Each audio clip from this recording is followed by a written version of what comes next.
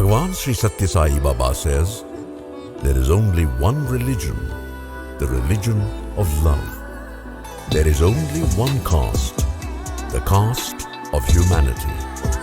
There is only one language, the language of the heart. There is only one God, He is omnipresent.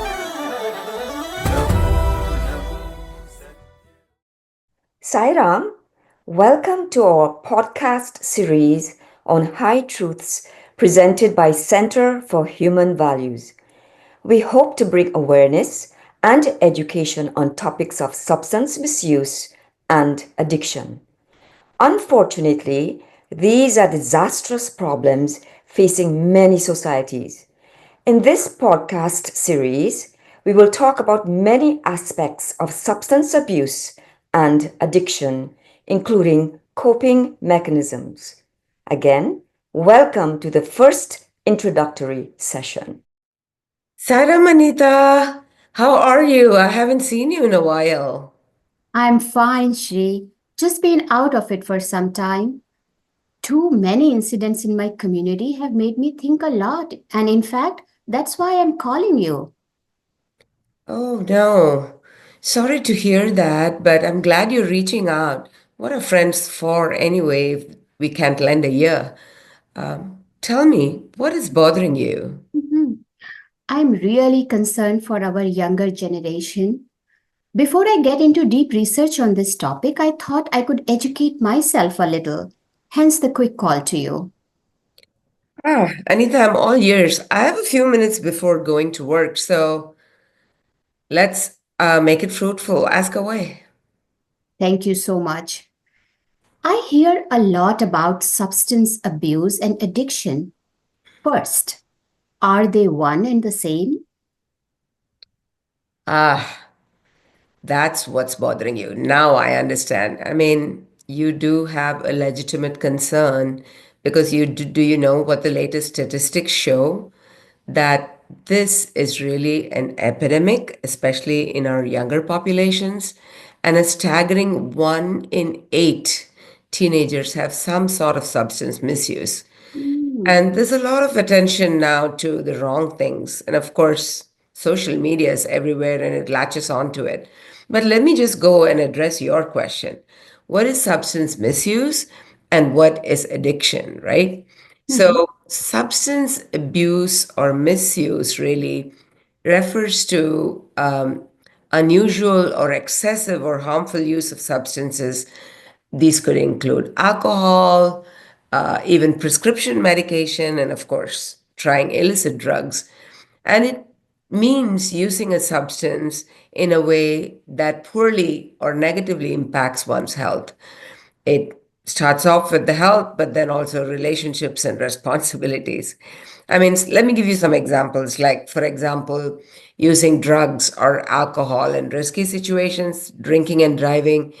Do you know that the recent statistics also show that more than 50% Mhm. of kids in 12th grade actually have abused alcohol? So, this is a really imminent problem that we have to tackle and we have to know about at least, and not put it on the back burner.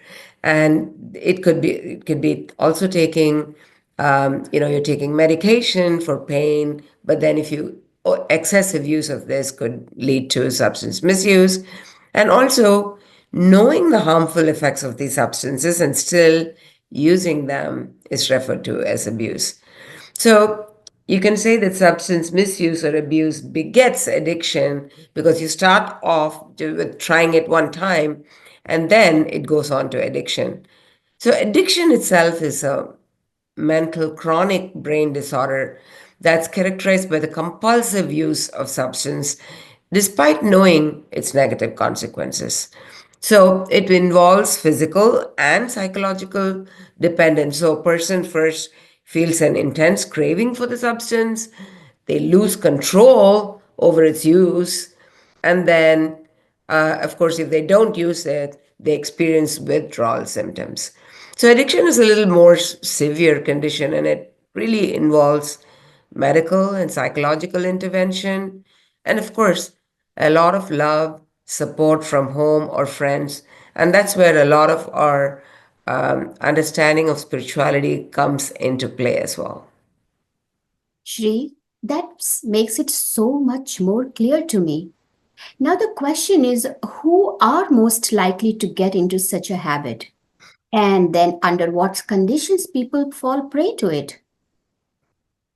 Wow, that is a loaded question, Anita, and we can talk about Mm-hmm. this in this series. But substance abuse and addiction can really affect anyone, regardless of age, regardless of gender, ethnic background, or cultural background, be Caucasian, African American, Hispanic, even Asian Indians.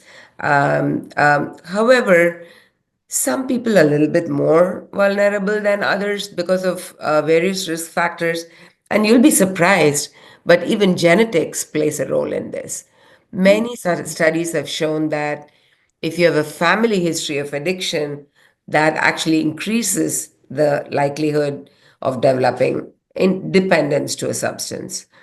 But really, there's a lot of mental health issues now in this not only in this country, in this world, I should say. There's depression, anxiety, PTSD, or ADHD that can make people turn to substances as a coping mechanism. And for our kids in high school, in college, a lot of it boils down to peer pressure, boils down to parental pressure, and sometimes even lack of parenting, I would say, and social influences. And, we live in such a fragile economy. There's a lot of job insecurity, and there's a lot of stress and trauma associated with it. And when you have these kind of financial struggles, work stress, etc., you can use this as an escape mechanism, right? Understandable, yeah. Yeah. And Swami has given us several ways to cope with such stress, starting with control of senses, etc. We can discuss all these strategies, of course, later in detail because we do need this. And poor emotional regulation and the inability to handle the stress can lead to self medication with these substances. And of course, you have a lot of social media, a lot of fun things that so called fun things, right? That Mhm. you can do. So, curiosity to experience a high, unfortunately, can escalate to substance misuse, addiction, etc. But Shri, I guess we can talk about each one of these later when you have more time on your hands. But what surprises me is how does someone get into such a habit? And all the more because even the families with good values and support system are getting impacted by it. This is a really, really important issue and question. And you know what? That gives us fodder for the next podcast. Thanks, Shri. That was insightful. Talk to you soon. Bye bye. Bye.